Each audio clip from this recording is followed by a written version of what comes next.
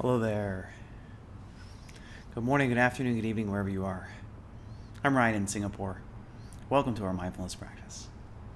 Our topic is, again, the 9 attitudes of MBSR. Last time we went through non-judging, and today's topic is going to be patience, the second attitude of MBSR. And as we go through these attitudes, you'll see that although they are taught distinctly, they are not, in fact, distinct, that there is something that overlaps in each one of them. And for example, in patience, what is really overlapping from non-judging is that often we notice that there are moments that are neither pleasant nor unpleasant. And so we get kind of bored inside of those moments. And we want to rush to do something more interesting. And patience is a way for us to remember that every single moment in my life is a moment in my life and is just as valid as the one that preceded it, and is just as valid as the one that's coming up next. So patience is a form of wisdom. It demonstrates that we understand and accept the fact that sometimes things must unfold in their own time. So I think we want instant things to be happening, and I think the mindfulness practice is no different from a lot of those. In that, I want instant peace. I want peace on demand, and mindfulness practice isn't like taking a pill that's going to calm you down. With that in mind, and I think it's a good moment to say that one real benefit of not, taking the pill is something that relieves the symptom. And as the symptom goes away, the root problem is still there. And so if we're able to patiently await as we do the work, then whatever the underlying cause is, we can be able to address that a bit more, and it builds our resilience. Whereas if we instead opt out and take the shortcut or the quick fix, that oftentimes this treats the symptom of the problem, and it decreases our resilience to deal with what's at the root, and so becomes increasingly more and more challenging for us to deal with what's going on. And I think patience is really important in this process. So a good example is going to your physiotherapist. You're injured, and you're taking that painkiller all the time to try and make that shoulder pain disappear so that I can't think about it. But as that pain's gone, I may continue to use the muscles there. Maybe I'm holding something, and that's getting worse. And as if we in fact though do the maybe harder thing, which is to do the work and spend the time each day working on our muscles, using those little stretchy bands to make things, to slowly build up the strength in the surrounding muscles to increase this strength. Eventually, we will be able to get our full strength back and be able to use our bodies the way that we should be able to, or can be able to use them. And so the mindfulness practice is no different. And I think that's really one of the challenging pieces, is that a lot of people go to meditation and say, that this is for my instant peace. And I think that it's more often than not, that's not what ends up happening. And then people get frustrated, and they throw their meditation out the window when they don't immediately get what the benefit that they want from it. And we just need to come at it with that same attitude of like physiotherapy, that this is something that is building my strength, and it's not something that's going to happen instantaneously, that I really do need to put in a lot of work if I'm going to see what the benefit is. And I notice that my mind has a mind of its own. my mind wanders away, and I think about things that are unhelpful, and I do it often, and it's not something that I can stop willfully. You'll notice that your mind wanders on its own, and that as much as you try to focus your mind, and especially if I go think about nothing, my mind doesn't want to do that. And so if I'm able instead to work at it, to practice spending time in the present moment, not trying to rush out of this moment, you'll find that eventually, slowly, with patience, our resilience will increase over time. So just like, it's springtime, and it's coming in some of in the northern hemisphere at least, and you'll see as things are growing, as flowers are opening, you can't go over to that flower and pry the petals open, right? This isn't going to work. In fact, you'll end up destroying the flower trying to do this. And so patience is what is going to allow that flower to open and to be that beautiful thing that we can appreciate. And so there's no way to rush it. And this is true for many of the processes of our life, especially healing. And I think in middle of December until, let's see, maybe last week or the week before last, I've just been kind of sick on and off, and it's been a test of my patience. I want to go out. I want to go do all the things that I want to do. And I have to go, okay, no, patience, rest. Rest is what I need now. If I rest now, it's going to help me to get over my sickness and get back to doing the things that I want to do, right? I cannot pry the petals open and force myself to be better or to go do something active that's going to potentially make my sickness worse. So we'll get started here in a moment. I just want to read the last paragraph from Jon Kabat-Zinn's Full Catastrophe Living about patience. Patience can be a particularly helpful quality to invoke when the mind is agitated. It can help us accept this wandering tendency of the mind while reminding us that we don't have to get caught up in its travels. Practicing patience reminds us that we don't have to fill up our moments with activity and with more thinking in order for them to be rich. In fact, it helps us remember that quite the opposite is true.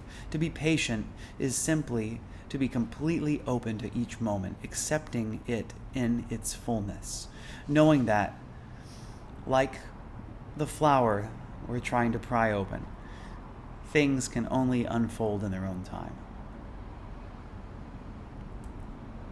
So let us work on our patience as we do a meditation on the breath. And I guess that's the nice thing, right? You go, hey, how can I be more patient? I mean, my method of, before meditating was, okay, I'm just going to remember, like, I'm going to be patient. Okay, be more patient. And that strategy didn't work at all. So really the way to be more patient is to practice patience. And so our mindfulness practice is a good way to do that. I don't know about you, but there certainly are times, and I'll just say I noticed it yesterday in my personal meditation practice, that I'm just like, okay, I want this meditation to be over so I can get on with the rest of my life. If you notice that attitude, see if you can notice it non-judgmentally today. Be aware of it. And stick with the practice. So feel free to close your eyes if that's comfortable for you. Sit up straight and tall with your back away from your backrest. You can roll your head to invite a bit more relaxation into the neck and shoulders. You can roll your shoulders a few times. Ending with crown of the head towards the ceiling. Chin parallel to the floor, roughly. Face relaxed. So it might be a tendency to furrow the eyebrows, clench the jaw. See if you can part your teeth. Allow your lower teeth to be slightly away from the upper teeth. Lips closed, breathing through the nostrils if that's possible for you.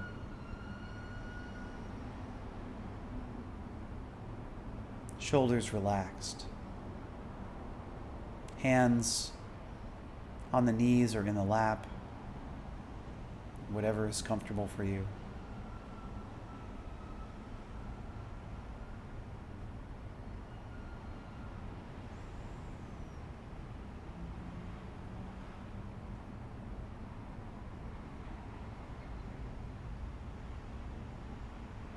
And now, as we arrive in stillness,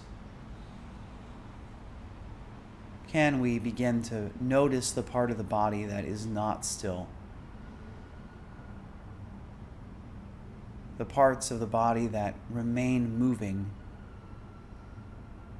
no matter how we try to be still. The movement of the abdomen, the movement of the chest as we breathe.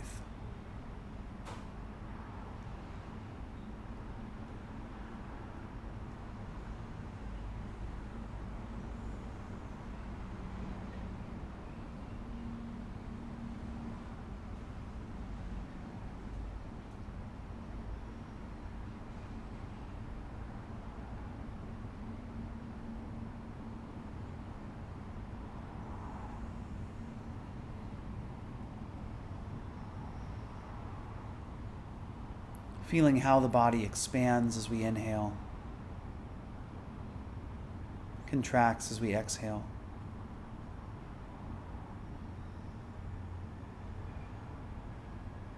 And how this process repeats.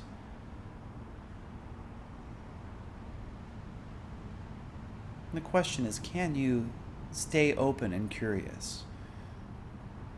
Knowing that although this breath may feel very similar to the previous breath, you'll notice that they are not identical if you look very closely. Perhaps this breath is slightly deeper than the previous breath.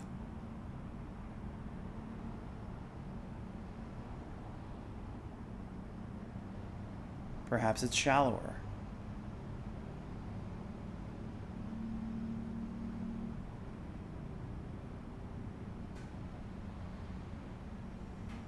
Maybe you inhale a bit longer or shorter. Can you investigate, moment by moment, what each breath feels like?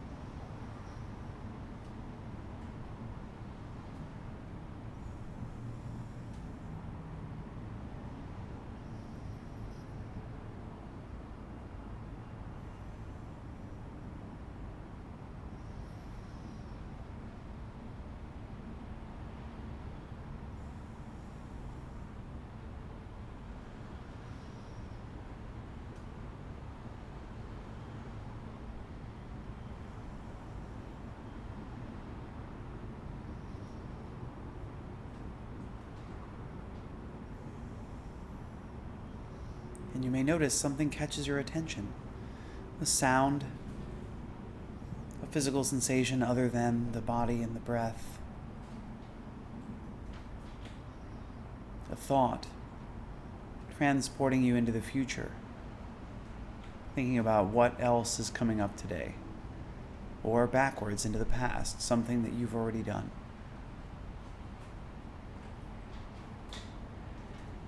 Seeing if you can curiously say to yourself, oh, that's interesting. And then through that awareness, allow that thought to dissolve. Just knowing, oh, I am thinking. Liberating that thought and coming back to observing the physical sensation of breath.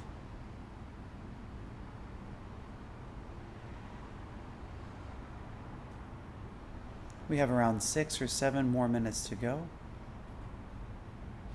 So I'll leave you in silence to let you work on your own, patiently awaiting the arrival of the bell.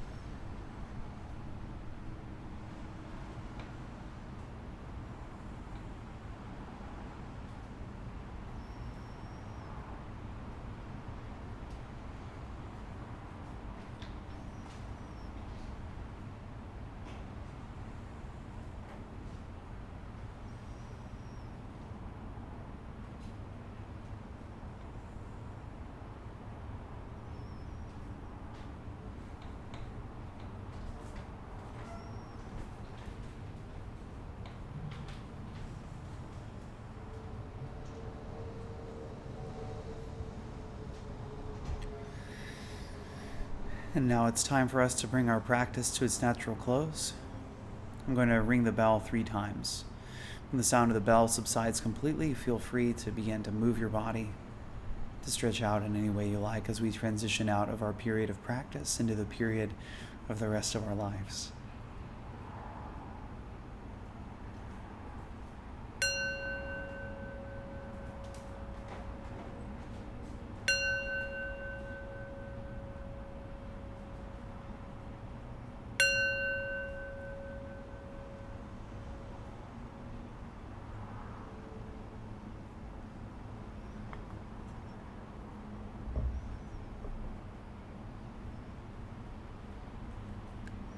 Thank you for practicing with me. Okay. So now's the time for questions, comments. How did your practice go today?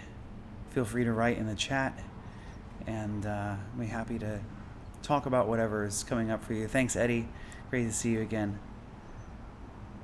Thanks, Blossom Violet. As I was practicing, something kind of dawned on me. I saw a little thought stream came in, and I wanted to share that with you because I thought it really, it's a important, powerful one, is the link between patience and impermanence, and especially impermanence of attitude and impermanence of self, that this version of me is changing every single moment. And I guess that's another reason why we observe the breath, because we see how the body in each and every moment is slightly different. And even this, and through that even, we can notice the state of the mind constantly changing. And so as I woke up this morning, my alarm went off at 4:45, as it does. And I just remember as I'm crawling out of bed and I'm starting to come down, come and prepare everything here, just thought to myself, this Tuesday morning, this is my swimming day, but I am way too tired. There's no way I'm going to make it to swim practice. I don't want to do it. As soon as the meditation's over, I'm going to go back to bed. I'll wake up my kids, get them ready for school, and then I'm going back to bed because, forget it, I just don't feel like it today. And in that thinking, I noticed also my mind reminding me, like, hey, you always, like, this attitude shows up at pretty much every Tuesday and Thursday at 4:45. Your attitude probably will change by the time that the meditation's over, or at some point in the morning between 4:45 and the time your kids go to school. You're going to have a different attitude and you'll probably want to go swimming. And I noticed that this happened, right? I saw slowly my attitude changing as the time went on. So, what was it that caused my attitude to change? I don't know. Just knowing that the me that shows up, that when I wake up at 4:45, is different from, the 5:38 version of me, right? That these are not the same, and if we're patient, we'll notice that this version of me that may be challenging to sit with, that may be challenging to accept, is going to change, right? There's no doubt that this version of me is going to be a little bit different a few minutes later, a few days later, a few weeks later, and that's a good thing. And I think that one of the most helpful things that I thought of in that time was, some people are so depressed and life seems so challenging that they don't want their life to go on any longer. And I just want to say as a reminder to everyone that is a impermanent, in the moment kind of attitude, that if we wait long enough, that attitude will change. So as difficult as it may feel to bear everything in this moment, eventually things are going to change, and we build our natural resilience. And even those who aren't practicing mindfulness, grieving is a process, right? If something challenging has gone on and we're trying to get over it, just know that it's going to come in time. Things are going to be different in time, but you've got to give it time. So be patient as best you can. Then he says, it's my first time. It was really tough to stay focused, meaning resisting the temptation to check my inbox. Thanks for sharing, Denny, and I think that's that's natural, especially if we're used to it, right? I mean, what is the practice that we've been doing? Is it, are we, what are we used to doing? I always like there was an example when I was first practicing mindfulness that the kind of how my hand would go to my phone pocket and go and like even reach into the pocket and begin to take the phone out, or maybe even completely take the phone out. And I go, what am I doing? Is there something useful that I need to look at? Is there something urgent? Or am I just doing this because this is the habit that I have formed for myself? Micah says, practice was both easier and harder today because I have a head cold, so nose is a bit but not fully blocked. Breathing is harder, but notice the sensation easier. Thanks for sharing.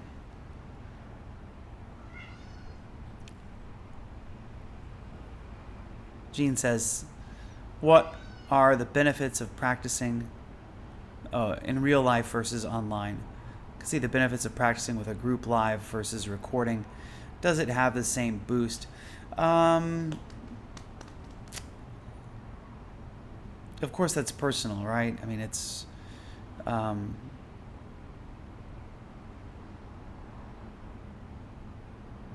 don't know. I don't really know how to answer that.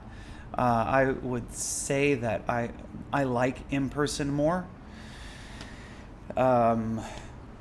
I remember when COVID happened and I first considered teaching live practices on Insight Timer, or just live practices in general online. I really didn't like the idea because I was so used to teaching in person and wanting to teach in person that I didn't really want to accept that this is what I have to do now, or even understand that there could be benefit for it.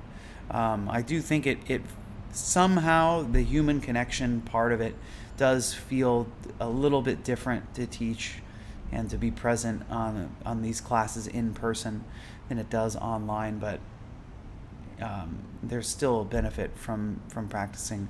There's still quite a lot of benefit from practicing online and even going through recordings and stuff. I think it really is just about kind of that interpersonal connection that helps cement this and to kind of go, especially when you can see other people as well, whether it be in person or on Zoom.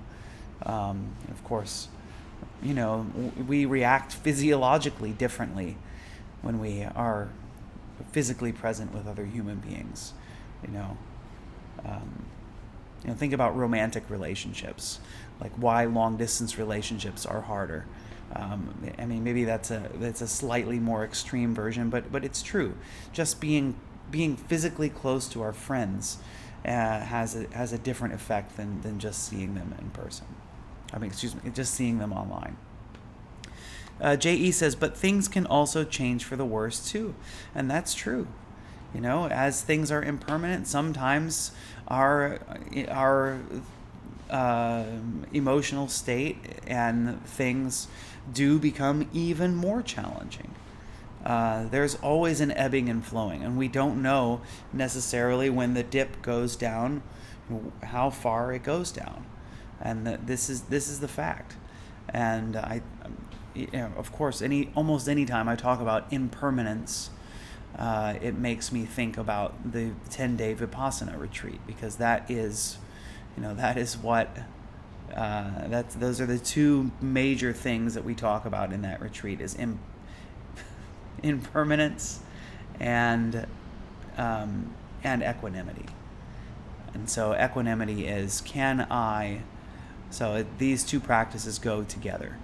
Is that, can I look at things with this non-judgmental kind of mind out here, and go see what my reactions are, and see if I can not get attached to that, and not get attached to the pleasant things, and not try and hang on to the pleasant things, and not try and push away the unpleasant things.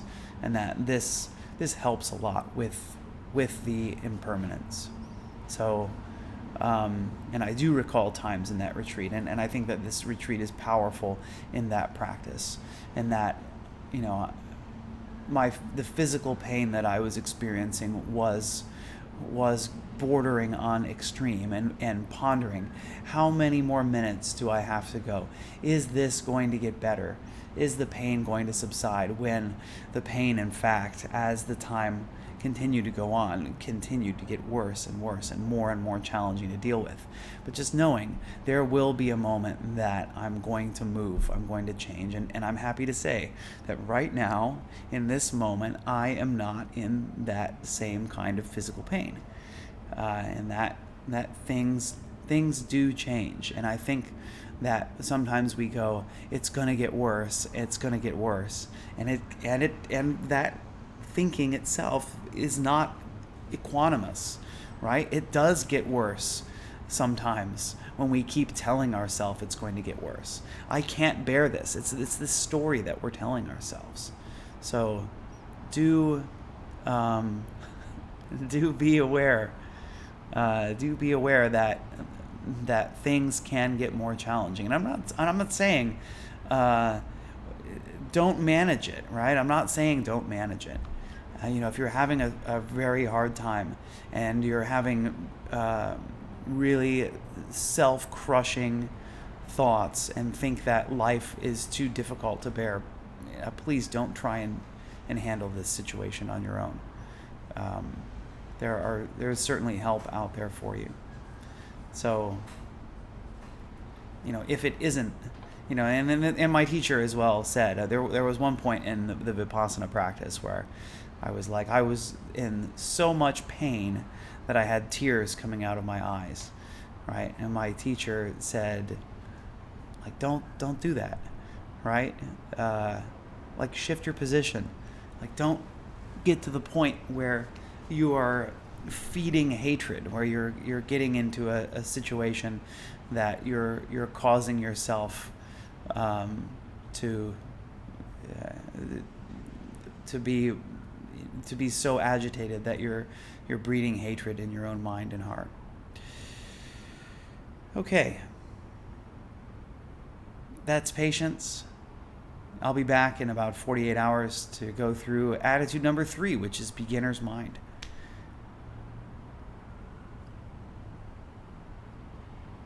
Anything else? Frank? Frank has been patiently awaiting his breakfast. So it's time for me to go feed the monster. You ready, monster? Can you do a hand signal? Let's see if balloons come up. He's like, leave me alone. All right. Send our well wishes out. Repeat after me if you like. May I be happy and peaceful. May everyone watching, listening, wherever you are, I wish you all happiness and peace. May all human beings on this planet, all sentient life across the universe, including those yet to be born, may we all be happy and peaceful.